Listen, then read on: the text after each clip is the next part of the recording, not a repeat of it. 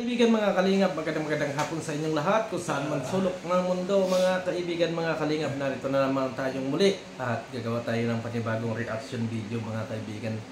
Update doon sa live natin kanina mga kaibigan na pinasok ni Arjen. At yan po ay nagkausap tayo at meron po siyang mga sinabi sa atin. At yan po ang ating pag-uusapan for today. Pero bago yan, i-shout out muna kay Kuya Bal Santos Matubang, Kalinga Prab, and Ate Edna at sa lahat ng ating mga viewers. Mega love shout out sa inyong lahat mga kaibigan.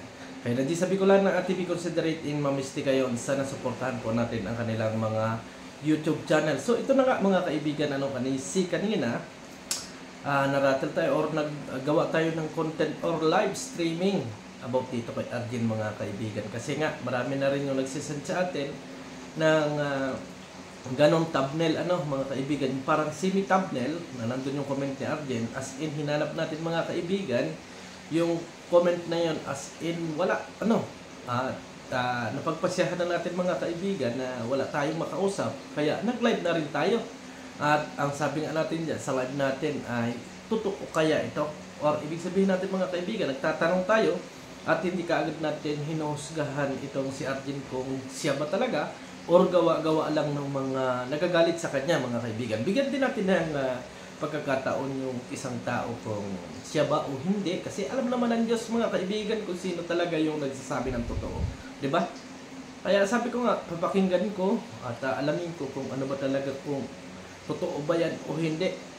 Kasi ang sabi niya sa akin mga kaibigan, mga kalingap, nakapag-usap kami, as in gusto niya makipagtulungan sa atin mga kaibigan na malaman yung account na yon at mapatunayan na hindi siya yung account na yon. So sabi ko, sige, kung yan yung nararapat,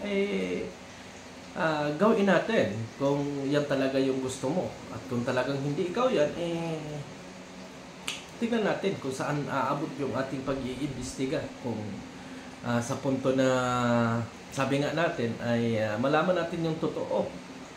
Diba? Kasi marami daw ang galit sa kanya ng mga idsin kasi nagsisilo sa kanya. Pero ang sabi ko nga kanina mga kaibigan sa live ko ay hindi nyo na kailangang pagsilusan mga ka-idsi itong si Arjen mga kaibigan, kasi magtiwala tayo sa ganda ng ating bibigyan si mga kaibigan. Kaya naman ako gumawa ng content na yun mga kaibigan para sa ganun maging awareness siya doon sa mga bagay-bagay, kung siya man yan o hindi, maging aware siya na huwag yung mga comment dito, comment doon, kasi baka magamit nga yung kanyang pangalan kahit hindi na siya yung nagko-comment ay may gumagawa. So, mahirap mga kaibigan, mga kalingap, mahirap din na ngayon mga kaibigan, nilinaw natin sa kanya kung siya ba ay may galit kay Papa Ids or sa IDC community. Ang sabi naman niya mga kaibigan ay wala siyang galit. Pero ang tanong natin mga kaibigan, mga kalingap, bakit nga ba nagkaroon ng mga raming basher ito sa IDC community? Ang sabi ng ilan ng mga nagko-comment, as in mga kaibigan, ay may mga comment na ganoon di ba? So ako nandito mga kaibigan para i-protect natin yung IDC. At hindi naman tayo papayag kung walang nakikita yung ating mga solid supporter ng IDC na wala silang pinaglalaban. Ibig sabihin ko mga kaibigan, kung talagang nagiging basher lang sila sa maling akala, as in, pagsasabihan natin at kakausapin natin, madali lang naman silang makakausap, mga kaibigan. Diba? Yun yung aking punto dyan. Pero hindi ibig sabihin, kasi ganito yung mga kaibigan. Kasi nagkakasama sila ni Beyonce, nagkikita sila ni Beyonce kasi malapit lang yung kanilang lugar mga kaibigan. So kung yan ay mapapag-init natin na magpapag-init, as in personal, mag-aaway yung dalawa, di ba? Lalo na doon sa comment na nakita natin mga kaibigan, kung talagang siya yun, as in sirang-sira talaga si Arjen doon mga kaibigan. At sabi nga ni Arjen, gusto niyang patunayan na hindi siya. So ang sabi ko, gawin niya yung alam niyang paraan kung paano niya mapapatunayan na hindi siya yon, di ba? Kaya daw naman siya ganoon na ay talagang grabe yung pangbaba sa kanya ng IDC community. Di ba? Hindi natin masyadong malaman kung ano ba talaga yung totoo, pero Kasi kapag nang babas ang EDC community mga kaibigan, meron silang nakitang mali sa'yo. Yun yung akin kasi. Ngayon, nakapag-usap kami na gagawin nga yung paraan kung paano malalaman kung sino yung gumagamit ng account. At sinabi rin niya na kahit kailan ay hindi siya kalaban ng kalingap at hindi siya magpapatali kahit sa kanino. So, tingnan natin mga kaibigan. Tingnan natin. Sa palagay ninyo mga kaibigan, karapat-dapat ba na tingnan natin na may mga bagay-bagay na dapat patunayan si Arjen sa atin mga kaibigan. Kasi mahirap naman kung hindi talaga natin alam kung ano ba talaga yung katotohanan sa mga bagay na yan. Kasi yung mga nag-send sa akin, ipiniim ko, ay iniris na raw ni Arjen yung comment. So tinatanong talaga natin sa kanya, pinag-aanuhan talaga natin kasi hindi naman lalabas yan mga kaibigan kung walang ganyan. Kasi mahirap mag-edit ng ganyang comment. Kasi yung comment na yan ay sa mismong channel niya, kung talagang siya yan, doon sa channel niya, siya nag-comment or nag-reply mga kaibigan. Kasi hindi naman tayo bago dito sa ating social media account. Kaya marami rin yung nagagalit. At doon nga sa mga natin, sa pag-uusap namin, so sabi ko, ako'y nagpaalala lang. Hindi ako basher, hindi rin ako basher ng HC. Kasi masisira yung pagkatao ninyo kapag kayo'y nagpadala sa init ng ulo dito sa social media. Bago pa lang kayo sa social media, marami pa kayong malalaman, marami pa silang mga mai-encounter na kung ano. At sabi naman ni Arjen ay sisikapin niya na maayos yung kanyang channel. So pakikipag-communication, hindi siya magpapatali kahit na kanino. Kung nakikita natin na may mga basher dyan, so hindi na siya makikisabay. Sana mga kaibigan, mga kalingap ay totoo o sana mga pakinggan ni Arjen yung ating ibig sabihin. Hindi naman sa pagiging basher mga kaibigan o kung ano pa man, itinutuwid lang natin nyo o pwedeng pagkakamali. Diba? Kasi kabataan pa yan. At ayaw ko din mga kaibigan na si Beyonce o ang HC mga kaibigan ay may mortal na magkaaway lalo na nandito lang sa daet. Kaya mga kaibigan, ang sabi nga ng ibang mga nagko-comment, as in, andyan yung mga Reynas community, andyan sina Federico, andyan yung mga kalaban ng Kalingap.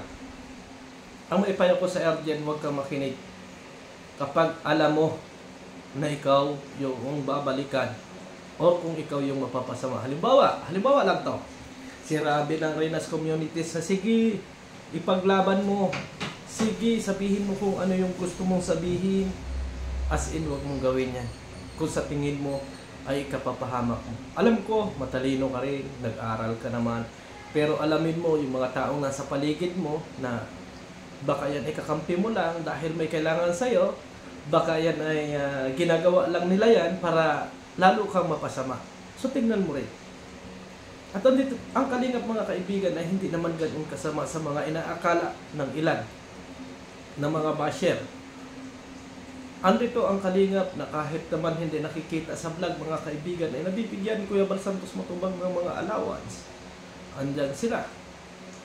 Hindi na natin isa-isahin mga kaibigan, pero alam nung mga tao na yon ang laking tulong na ginagawa ng Kalingap sa kanila. Kaya kahit ano pa ang sabihin niya ni Federico at nung kanin-kanino, yung totoo ang lulutang at ang lulutang. Kaya nga mga kaibigan, tingnan natin kung ano ba talaga yung katotohanan dito sa comment section na ito o dito sa comment na to.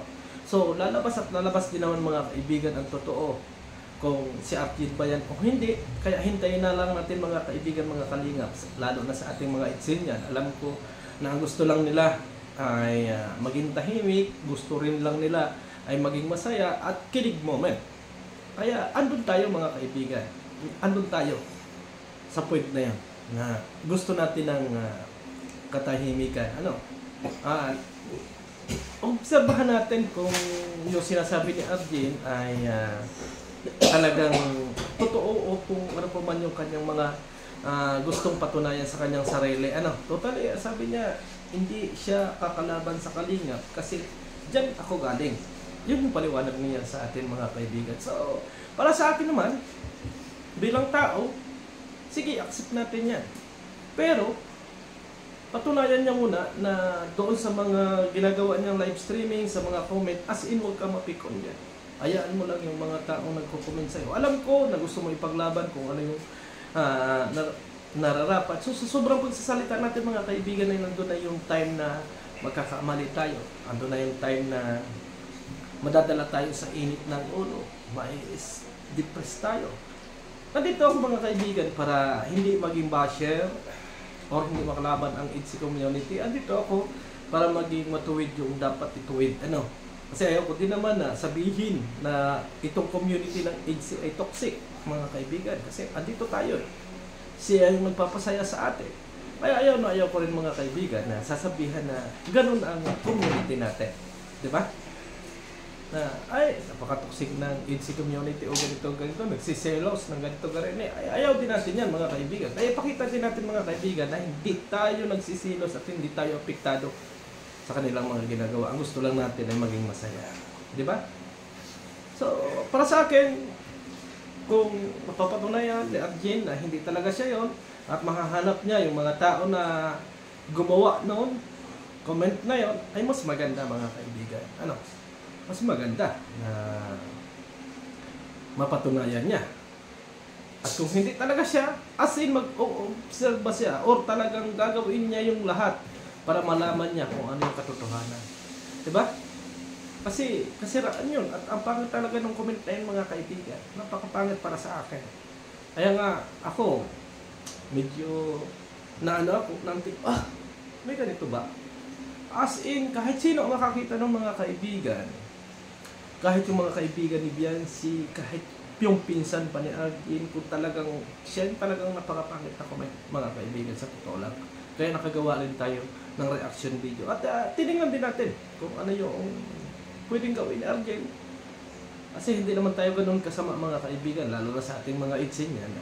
Alam ko ay katahimikan.